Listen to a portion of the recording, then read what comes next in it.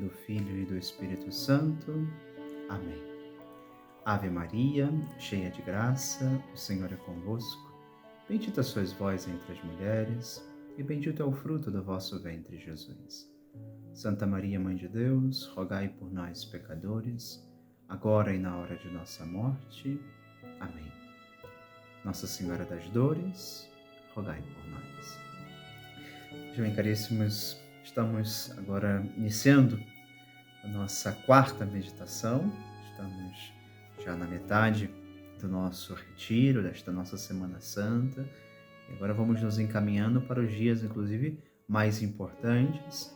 Hoje já vamos nos dar conta de que se abre um pouco o panorama, o cenário, de tudo aquilo que a partir de amanhã, Quinta-feira Santa, nós estaremos vivenciando, viveremos nas celebrações que a liturgia nos propõe. Nesta quarta meditação, nesta noite santa, nós nos colocamos diante de um dos momentos mais fortes e mais dolorosos da Semana Santa. A quarta-feira santa é a quarta-feira da traição. Por isso, inclusive, ao longo da história da Igreja, nós sempre associamos, de certa forma, a quarta-feira como dia de penitência, porque recordávamos este dia em que Judas toma o firme propósito de entregar o Senhor, de começa ali a arquitetar esta manobra para entregar a Jesus. O sofrimento que deve ter causado ao coração de Jesus também este acontecimento, esta cena. Por isso a quarta-feira, todas as quartas-feiras, sempre são sinal um pouquinho desta penitência que precisamos fazer para evitar consentirmos, ser também no nosso coração a possibilidade desta traição que Judas vivenciou e que nós sempre, com os nossos pecados, corremos o risco também de, ofendendo o coração de Jesus, negá-lo, traí-lo, né? Por isso, enfim, a quarta-feira, especialmente por conta da Quarta-feira Santa, é tida como com esse ar penitencial, ar que remonta a esta traição que se dá, especialmente neste dia. A Igreja nos convida, portanto, a entrar neste mistério não como quem assiste de fora, mas como quem participa, como quem se deixa tocar, também como quem permite que a palavra de Deus desça até o coração.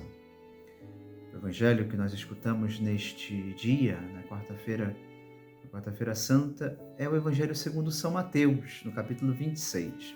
Versículos 14 a 25, o Evangelho de São Mateus nos traz um pouquinho mais com pormenores, né, pormenorizado a cena que nós estamos meditando no dia de hoje. É direto este Evangelho, ele é, de certa forma, quase que silencioso, mas profundamente perturbador.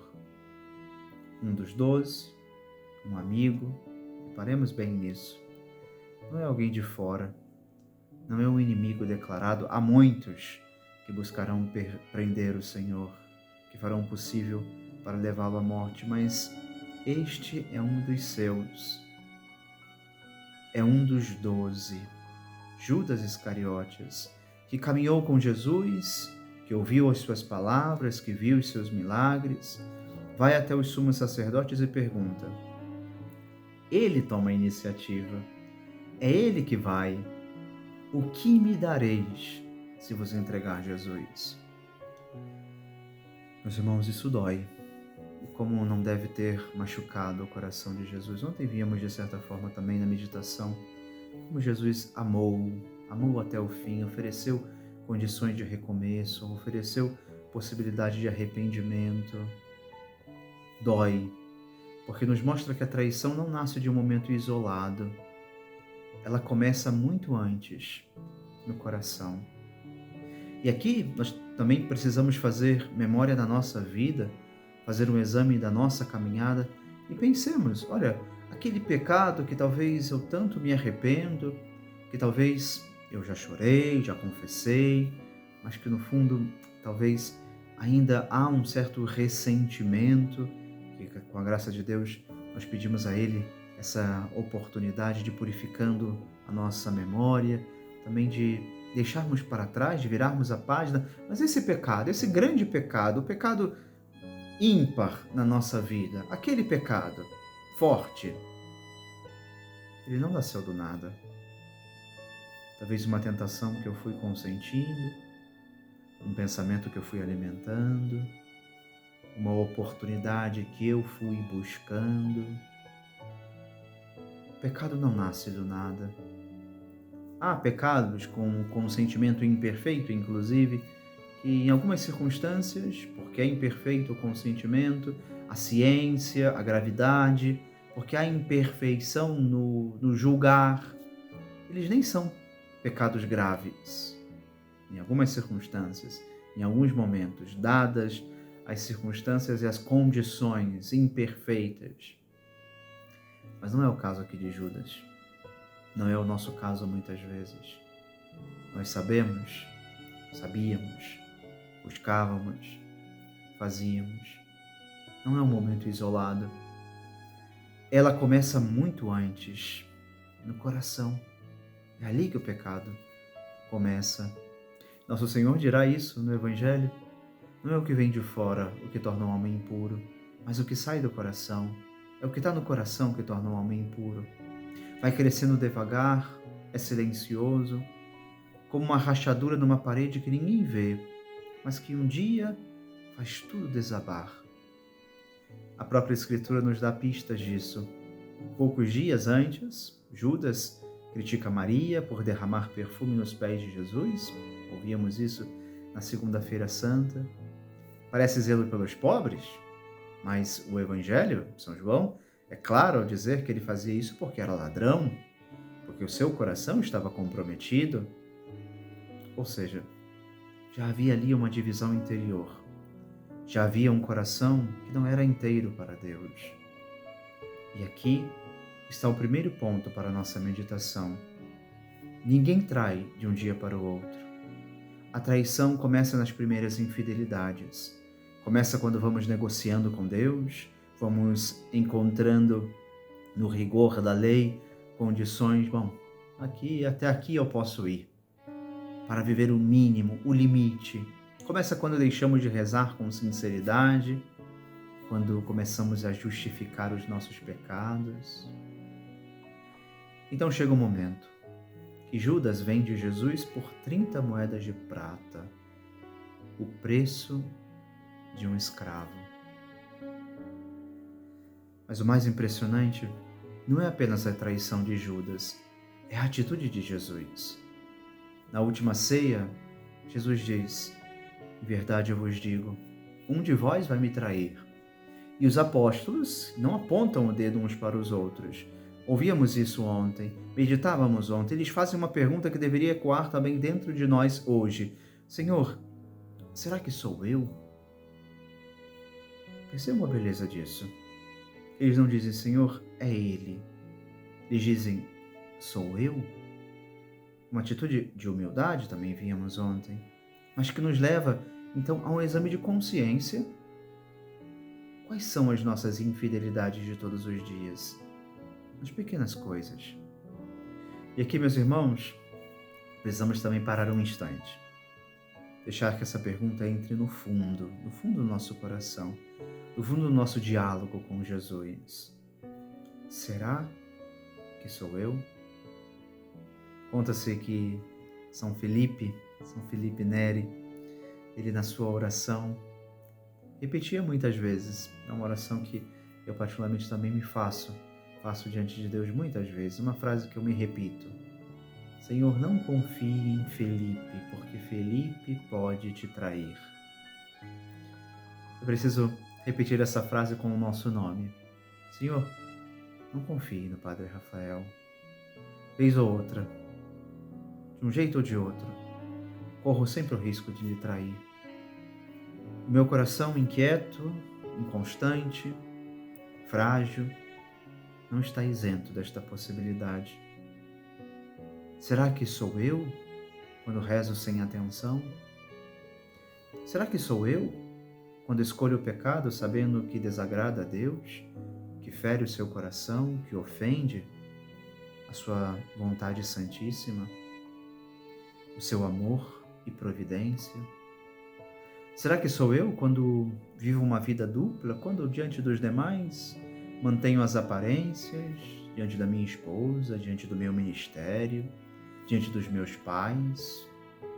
Será que estou vivendo uma vida dupla porque para uns eu mostro como eu sou bom, mas no fundo meu coração vai consentindo em ocasiões que, bom, talvez nem sequer saibam quem eu sou? Por aí, pelo mundo afora, nós padres muitas vezes podemos passar desapercebidos. Bom, digo isso para trazer para mim também essa realidade, mas todos nós? Quem sabe? Quem sabe se o senhor e a senhora é ou não casado? Quem sabe? Talvez em muitos ambientes em que nós frequentamos, bom, não sabem, não conhecem quem eu sou, quem eu vivo, com quem eu vivo, qual é a minha realidade, qual é a minha família, o que de fato está permeando o meu dia a dia. Será que eu vivo uma vida dupla e assim sou eu que estou lhe traindo, Jesus? Será que sou eu quando aparento fidelidade, mas o meu coração está longe? O Papa Francisco faz exatamente essa provocação. Sou eu como Judas? Pergunta ele. Sou eu um traidor? Ele não fala isso para nos condenar, mas para nos acordar. Porque a verdade, meus irmãos, é que todos nós carregamos dentro de nós essa possibilidade da traição, mas também carregamos a possibilidade da conversão. E aqui entra um contraste muito forte que a Igreja nos apresenta. Judas e Pedro. Temos visto também a dualidade dessa realidade. Bom, ao longo desses dias, temos visto sempre duas possibilidades, duas cenas. Os dois caíram. Judas e Pedro. Os dois traíram, de certa forma. Pedro negou Jesus 3 vezes, até com palavras, inclusive, mais fortes. Não conheço esse homem. Judas também o traiu, o entregou. Mas qual é a diferença? Pedro chorou e voltou. Judas se desespera e se perde. São João Paulo II explica isso de forma muito clara. Judas teve remorso, mas não teve confiança. Não acreditou na misericórdia. Já Pedro, mesmo tendo caído, confiou e foi restaurado. O Papa Bento XVI diz algo também muito decisivo acerca desta realidade. Diz assim, olha, Pedro encontrou perdão e graça, Judas deixou que o arrependimento se transformasse em desespero. E ele ainda diz, nunca desesperar da misericórdia divina. Nunca desesperar. Repita isso hoje ao seu coração. Nunca posso me desesperar, porque a misericórdia de Deus, a misericórdia divina, é capaz de tudo perdoar se eu me confiar com arrependimento. Meus irmãos, esta é a chave desta noite. A misericórdia de Deus que tudo supera. Porque talvez alguém aqui, em algum momento, aqueles que nos escutam, aqueles que participam conosco, talvez nós ainda carreguemos algumas culpas, pecados, quedas. Talvez alguém aqui, neste momento, a esta altura, pense, eu fui longe demais. Mas a Quarta-feira Santa nos diz, não existe pecado maior que a misericórdia de Deus. O problema de Judas não foi apenas trair, foi não voltar. A traição, que acontece também e frequentemente com os nossos pecados, não podem nos levar ao desespero, a perder a esperança. Confiando na misericórdia, voltamos. Uma vez, outra vez, outra vez. Ah, mas eu já confessei esse pecado tantas vezes. Semana passada eu confessava este pecado. Estou aqui de novo, diante do Senhor, mais uma vez. O que vão pensar de mim? O que vão pensar de mim? Pensemos, e melhor, prefiramos que Deus pense sobre nós, que somos almas inquietas, que continuam lutando para viver a santidade. Santo Agostinho dizia algo muito, muito simples, mas ao mesmo tempo profundo. Se tivesse pedido perdão, teria esperança. Se tivesse esperança, esperaria misericórdia. Ou seja, tudo teria mudado. Se ele tivesse voltado, isso nos leva, de certa forma, meus irmãos, a esta contemplação profunda do coração de Jesus. Nós não sabemos se Judas olhou nos olhos de Jesus naquele momento, mas podemos imaginar o olhar de Cristo, não um olhar de ódio, não um olhar de rejeição, mas um olhar de dor e de amor. Lembremos qual foi a palavra de Jesus quando encontra Judas e os guardas que o vão prender. Judas, com um beijo traz o Filho do Homem? O mesmo amor com que o chamou no início, Jesus continua o amando. Não é um olhar de dor, é um olhar que perscruta, que vai ao profundo, que encontra o coração, que encontra o amor. O mesmo amor com que o escolheu. O mesmo amor que permanece mesmo quando somos infiéis. Como diz um texto espiritual que meditamos, o que podemos fazer vendo Deus que nos serviu até experimentar a traição e o abandono? Podemos não trair aquilo para que fomos criados? Permanecer fiel como Jesus. Jesus permanece fiel mesmo quando nós falhamos.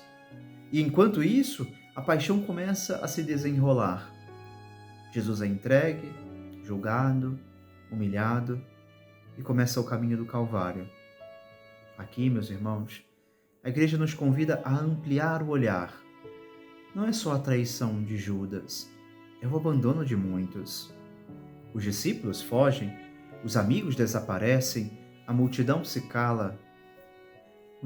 Muito frequentemente nós ouvimos aquela frase, pelo menos de certa forma, frases de efeito, né? Que os amigos nós conhecemos também nas horas difíceis. A quem Jesus pôde olhar? Para quem ele pôde olhar? A quem ele pôde chamar de amigo nessa hora difícil? Como nos diz aquela meditação, olhei e não houve ninguém que me ajudasse. Jesus carrega a cruz, sozinho. E então aparece uma figura muito bonita, Simão de Cirene. Um homem que não escolheu a cruz, mas foi obrigado a carregá-la. Naquele encontro inesperado, a sua vida muda. Isso nos ensina algo muito importante também. Às vezes a cruz nos entra na nossa vida sem pedir licença. E nós temos 3 maneiras de carregá-la. 3 maneiras de enfrentar a cruz do dia a dia. Podemos carregar com revolta, podemos carregar com resignação, ou podemos carregar a cruz com amor, como Jesus. É esse o convite da Quarta-feira Santa, aprender a amar na dor. A noite que nos abre o horizonte para o dia luminoso da felicidade e alegria que em Deus encontramos. Porque, meus irmãos, quando olhamos para Jesus carregando a cruz, nós entendemos que o sofrimento não é o fim, é o caminho de redenção. E no meio desse caminho, há um encontro que nos consola profundamente, o encontro de Jesus com sua mãe. Nós também não estamos sozinhos. Eles não dizem nada, mas se entendem no olhar. Esta estação tão piedosa a quarta estação da Via Sacra, quando Jesus encontra a sua mãe no caminho do Calvário, não precisa muita coisa, não precisa fazer muito, não precisa dizer nada, basta a presença, basta o olhar. Se entendem. Maria não foge, Maria não abandona, permanece.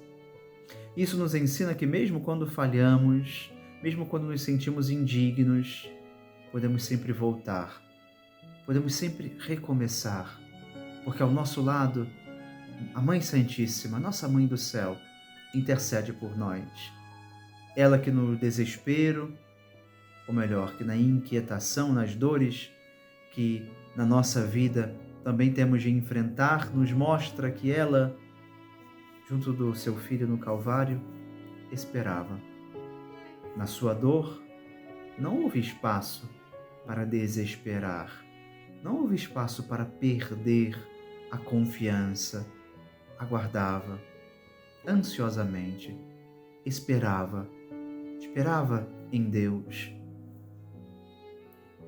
Assim, meus irmãos, podemos nós também recomeçar, porque sabemos que Deus nos espera, Deus nos aguarda, não estamos sozinhos. Porque Deus nunca se cansa de esperar. Aqui, voltamos ao início. Aquela pergunta que ecoa na ceia. Senhor, será que sou eu? Sou eu, Senhor, que vou lhe trair? Mas essa pergunta não nos deve levar ao medo, nos deve levar à conversão.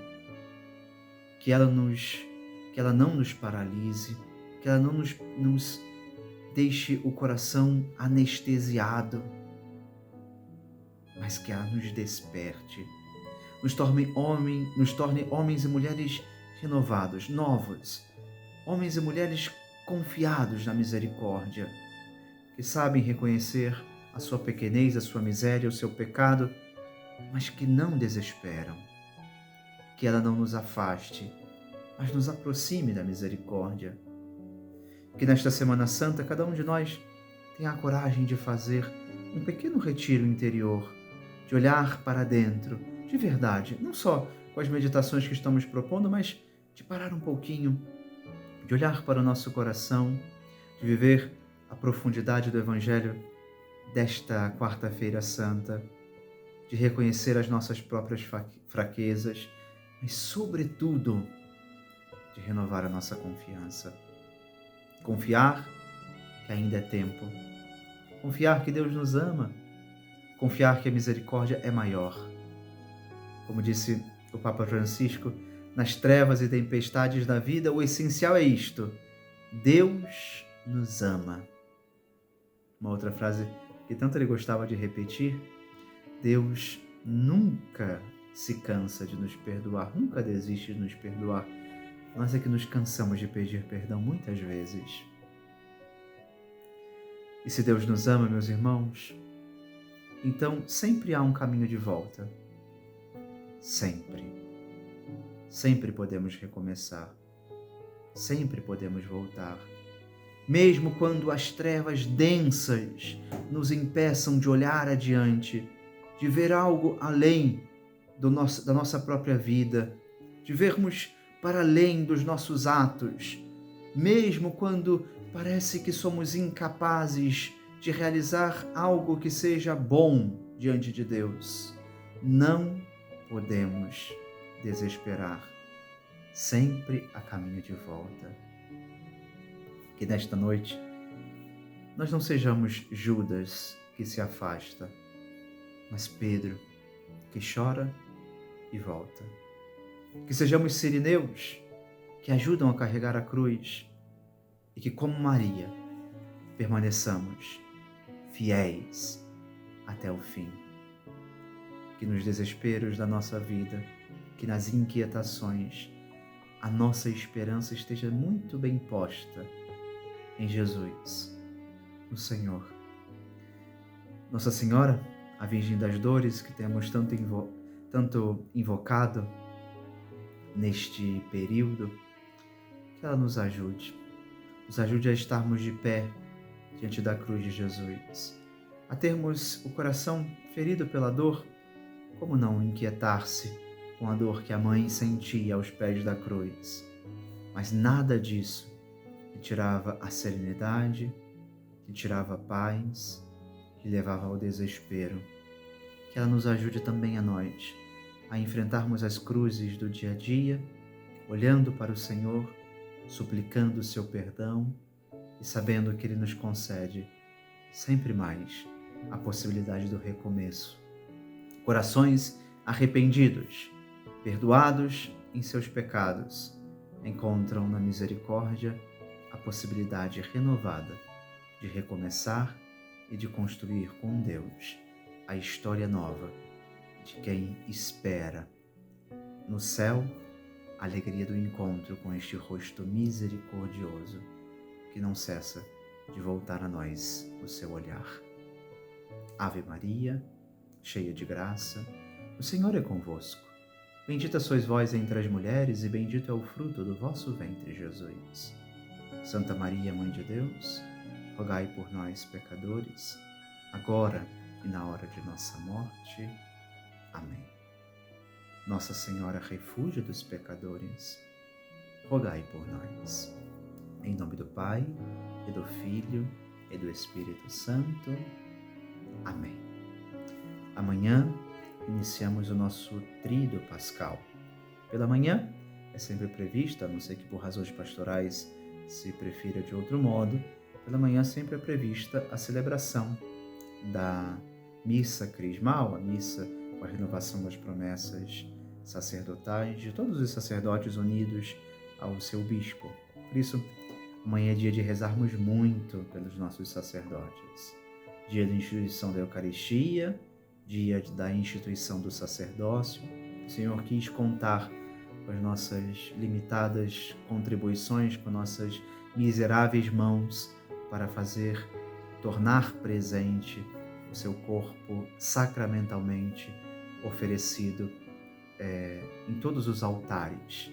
Por isso, é dia de rezar pelo sacerdote, dia de felicitarmos aqueles que nós conhecemos, dia de enviar mensagens, de dizer que rezamos, de estar muito, muito próximos dos nossos sacerdotes ao longo do mundo, né? Pelo mundo afora. Rezar pelos ministros da Igreja, por aqueles que Deus continua contando, apesar dos nossos ombros tão frágeis, não somos capazes de carregar tanto, mas é o Senhor quem o faz. Somos canais dessa graça.